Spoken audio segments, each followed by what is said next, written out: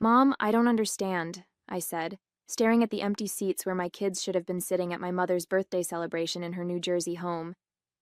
You specifically told me this was a grown-ups only party. The confusion in my voice turned to disbelief as my brother Michael walked in with his wife and their 3 children, all dressed up and carrying perfectly wrapped presents. My mother's face lit up at their arrival, and she rushed to embrace her grandchildren. Grammy! They squealed in delight, while my heart sank thinking of my own children, Emma and Lucas, who were at home with a babysitter because I'd respected my mother's wishes. Oh, Carmela, my mother said, noticing my expression. Michael's kids are different. They're special. I'm sure you understand. But I didn't understand. Not at all. My children, Emma, age 8, and Lucas, age 6, were just as special, just as worthy of celebrating with their grandmother. As a single mom, I'd spent the morning wiping away their tears, explaining why they couldn't come to Grammy's birthday party, promising we'd do something special another day.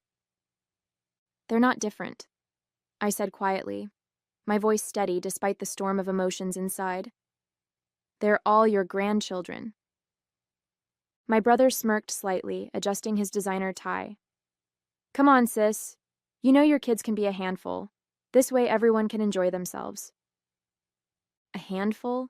Because Emma sometimes got overwhelmed in crowded spaces? Because Lucas preferred to express his enthusiasm through movement rather than sitting still? These were the same qualities that made them uniquely wonderful. I stood up from the elegantly set dining room table, my untouched appetizer forgotten. The family photos on the walls seemed to mock me now. Carefully curated images where Michael's family featured prominently, while my children appeared only in group shots, usually at the edges. Where are you going? My mother asked, already distracted by Michael's youngest showing her a drawing. We haven't even had dinner yet. I picked up my purse, my mind already forming a plan. My kids deserved better than this, and suddenly I knew exactly how to give it to them. I'm going to spend the evening with my children, I said, my voice clear and confident. All of us should be where we're truly appreciated. As I walked out, I pulled out my phone and scrolled to a number I hadn't called in years. Sometimes the universe has a way of providing exactly what you need, exactly when you need it. The drive home through the quiet New Jersey streets gave me time to reflect on the years of subtle exclusion my children had faced. It had started small, my mother forgetting to invite them to Sunday brunches, planning family events during their nap times when they were toddlers, always finding reasons why Michael's kids were easier to accommodate. I'd made excuses for her behavior, always trying to shield Emma and Lucas from the pain of rejection. But maybe I'd been wrong.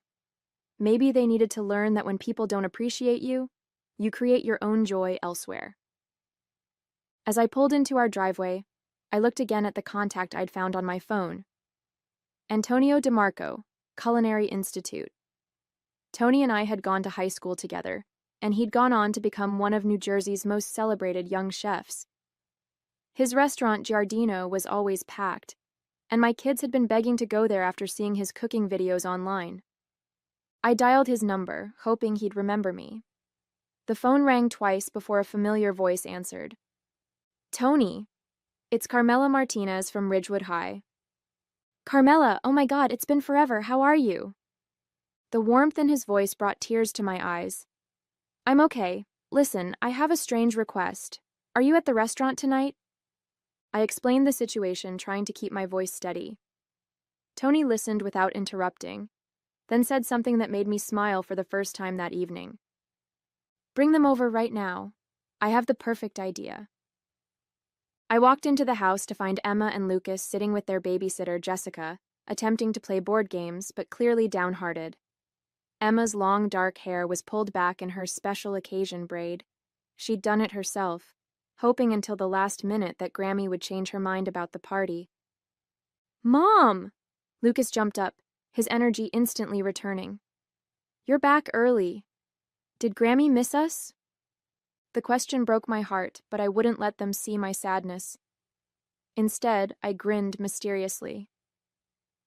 How would you two like to go on an adventure? Emma looked up cautiously. What kind of adventure? Well, I said, pulling up one of Tony's cooking videos on my phone, how would you like to meet this chef? And maybe learn how to make something special in his kitchen? Their eyes widened with excitement. Really? They gasped in unison. Really? Sometimes the best celebrations are the ones we create for ourselves. The lights of downtown Montclair twinkled as we pulled up to Giardino. The restaurant's warm glow spilled onto the sidewalk, and through the windows we could see the busy dining room filled with happy patrons. Emma clutched her notebook, the one where she wrote down recipes from cooking shows, while Lucas bounced excitedly beside her. Are we really going to cook in a real restaurant? Emma asked, her earlier disappointment forgotten in the face of this new adventure. That's the plan, sweetheart. I smoothed her carefully braided hair. And you know what? You're already dressed perfectly for a special evening. Tony was waiting at the door, his chef's whites crisp and clean despite the dinner rush. His face broke into a huge smile when he saw us. The Martinez family! Come in, come in! He knelt down to Emma and Lucas's level. I hear you two are interested in cooking? Lucas nodded enthusiastically. I can make scrambled eggs all by myself. And I've been learning about herbs, Emma added shyly, showing him her notebook. I have a little garden on our windowsill. Tony's eyes lit up as he flipped through Emma's careful notes. This is impressive. You know, I started just like you, growing herbs in my mom's kitchen when I was about your age. He led us through the bustling dining room to a special table with a view of the open kitchen. The aromas of fresh herbs and sautéing garlic filled the air, and I watched my children's faces glow with wonder as they took in the orchestrated chaos of a professional kitchen. First, Tony announced, we'll have a proper dinner. Then, if you're interested, I thought we might create something special for dessert. He winked at the kids. I could use some expert help with my famous tiramisu. Can we really help? Emma asked, her eyes wide. Of course. I'll even give you special chef's aprons. He glanced at me with understanding. Every great chef needs to start somewhere, and my kitchen welcomes all kinds of special talent. The emphasis he placed on special was different from my mother's, where she used it to exclude. Tony used it to celebrate what made each person unique. I watched as a server brought fresh-baked focaccia to our table, the herbs on top matching the ones Emma grew at home. I took the liberty of planning a tasting menu, Tony said. Everything child-friendly but sophisticated. No dumbed-down kids' meals here. In my kitchen, we respect all our chefs, no matter their age. Looking at my children's excited faces, I felt the last traces of hurt from earlier beginning to fade. Sometimes rejection just redirects you to where you were meant to be all along. The tasting menu was a parade of delights that made us forget all about my mother's party. Each dish came with a story from Tony about its origins, and he encouraged the kids to guess the ingredients. Lucas correctly identified the sage in the butternut squash ravioli, while Emma impressed everyone by detecting the subtle hint of rosemary in the roasted chicken. You have quite the sophisticated palate, Tony told Emma, who beamed with pride. Would you like to see how we make our herb blend? As we finished our main course, Tony brought out 2 pristine white chef's aprons, each embroidered with Giardino Junior Chef in gold thread. The kids' eyes lit up as he helped them put them on, carefully rolling up the sleeves to fit their small arms. Now, Tony announced, leading us into the kitchen, who's ready to make some magic? The kitchen was a wonderland of stainless steel and organized chaos. Staff members smiled warmly at the children, and Tony introduced them properly. Everyone, meet our special guest chefs for the evening. Emma here is our herb expert, and Lucas is our enthusiast in training. Welcome to the brigade, called out several chefs, using proper kitchen terminology that made the kids stand taller with pride. Tony set up a special station for them, with all ingredients measured and ready. Safety first, he explained, showing them how to properly hold utensils and handle hot items. Emma took careful notes in her book while Lucas watched with uncharacteristic focus. First, we make the coffee mixture for soaking the ladyfingers, Tony explained. Lucas, would you like to help me count how many we need? Lucas, who sometimes struggled to sit still in school, counted each cookie with perfect attention. 24, he announced proudly. Exactly right. Emma, could you help me mix the mascarpone filling? The key is to fold it gently, just like how you handle those delicate herbs in your garden. I watched in amazement as my children worked together with none of their usual squabbling. Emma showed surprising patience helping her brother, and Lucas listened carefully to her suggestions. Tony had an intuitive way of playing to their strengths while gently supporting their challenges. Mom, Emma called out, take a picture of us mixing. I snapped several photos of them working, their faces focused and joyful. Without thinking, I posted one to my social media with the caption, "My amazing junior chefs creating magic at Giardino. Thank you, Chef Tony, for making this night unforgettable." Almost immediately, likes and comments started pouring in. My phone buzzed with a text from my cousin Sophia, who was at my mother's party. OMG, is that the Chef DeMarco? The kids look so happy. Things are pretty tense here. You definitely chose the better celebration. Mom, look, Lucas called out, carefully piping a mascarpone cream rosette just as Tony had demonstrated. I did it. Perfect technique, Tony praised. You know, I teach weekend cooking classes for kids, and we could really use that piping skill. I watched my children flourish under his kindness and acceptance, realizing that sometimes the family you need isn't always the family you're born into. As we assembled our tiramisu, the restaurant's social media manager, Maria, asked if she could take some photos for their Instagram. Emma and Lucas posed proudly with their creations, their Giardino Junior chef aprons dusted with cocoa powder, their smiles radiant with accomplishment. Would it be okay if we shared these? Maria asked, showing me the photos. We're starting a new weekend cooking program for kids, and these capture exactly what we're trying to create, joy in the kitchen. I glanced at Tony, who was showing Lucas how to make the perfect chocolate garnish. The program's something I've been wanting to do for a while, he explained. Teaching kids who truly love food, regardless of their learning style or energy level. Everyone belongs in the kitchen.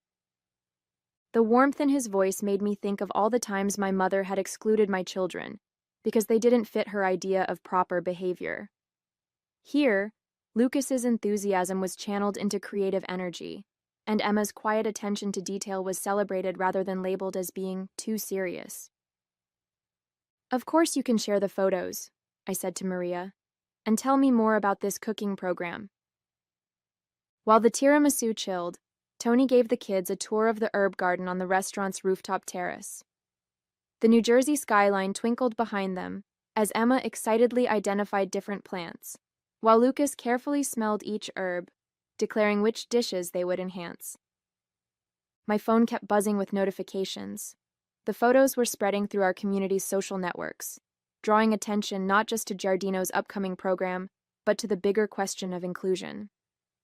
Comments poured in from other parents of children who didn't quite fit the traditional mold. This is amazing. My son would love this. He can't sit still in regular classes, but comes alive in the kitchen.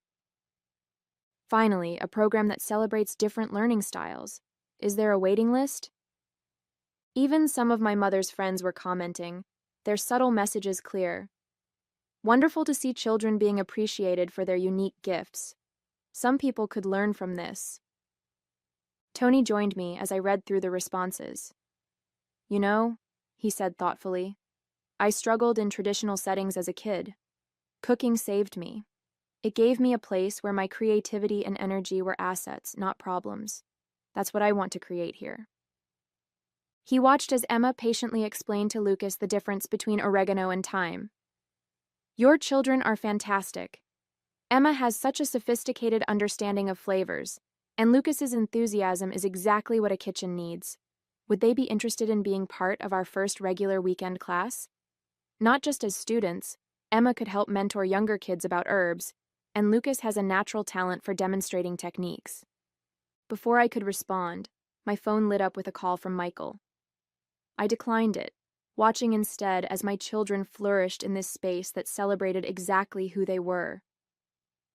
Let him and my mother wonder why their perfect party was being overshadowed by photos of my handful kids creating culinary magic. Sometimes the best revenge isn't about getting even. It's about finding your own path to shine. When we returned to the kitchen, our tiramisu had set perfectly. Tony showed the kids how to do the final decoration, teaching Emma the perfect dusting technique for the cocoa powder, while Lucas created chocolate curls for garnish. The entire kitchen staff gathered to admire their work. "These look professional," Tony declared, taking more photos. "Would you mind if we added these to our dessert menu? We could call them Emma and Lucas's Junior Chef Tiramisu, with a portion of the proceeds going to fund scholarships for our weekend cooking program." The kids' eyes widened with disbelief. "Our names? On the real menu?" Emma whispered. "Absolutely," Tony smiled. "Every great chef deserves credit for their creations." My phone buzzed again. More messages from family members at my mother's party. My Aunt Diana had written, "Just saw the photos. The kids look so happy and confident. Your mother is upset that everyone keeps talking about their cooking adventure instead of her party. Maybe this will teach her something about inclusion." Another message popped up from my cousin James. "Michael's kids are throwing tantrums because they want to be cooking at the fancy restaurant too. Karma is real." Ha ha ha. I put my phone away, choosing instead to focus on the moment. The kitchen staff had arranged a special tasting of the kids' tiramisu, complete with a mini judges panel that offered professional feedback. Lucas beamed as they praised his chocolate work, while Emma glowed when they commented on her perfect layering technique. "You know," Tony said quietly as we watched them, "I'm starting a charity foundation to make our cooking programs accessible to all kids. Would you and the children like to be on the advisory board? We need people who understand the importance of creating inclusive spaces." Before I could respond, Maria rushed over with her tablet. "The photos have gone viral in the local foodie community. Several restaurants are asking about starting similar inclusive programs. And look at the comments, colon. Finally, someone recognizing that all children have gifts. This is what real family support looks like. Can't wait to bring my too energetic son to these classes." The best comment came from Mrs. Peterson, my mother's oldest friend. "These children are absolutely precious and talented. Some grandmothers don't know what they're missing." Tony gathered everyone for a final photo. Emma and Lucas in their junior chef aprons, proudly holding their creations, surrounded by the supportive kitchen staff. It was everything a family photo should be. Genuine smiles, natural poses, and pure joy. "Mom," Emma said as Tony showed her how to properly wrap their tiramisu to take home, "can we do this every year instead of Grammy's party?" "Even better," Tony interjected with a wink. "How about every weekend? Our junior chef program runs Sunday mornings. Perfect for a mother-child cooking tradition." Looking at my children's happy faces, I realized we'd found something far more valuable than inclusion in my mother's carefully curated family gatherings. We'd found our own tradition, our own community, and our own way to shine. The next morning, our kitchen filled with the aroma of fresh coffee, as Emma and Lucas proudly shared their tiramisu with Jessica, our regular babysitter. The joy of the previous evening still lingered, made even sweeter by the stream of supportive messages continuing to flood my social media.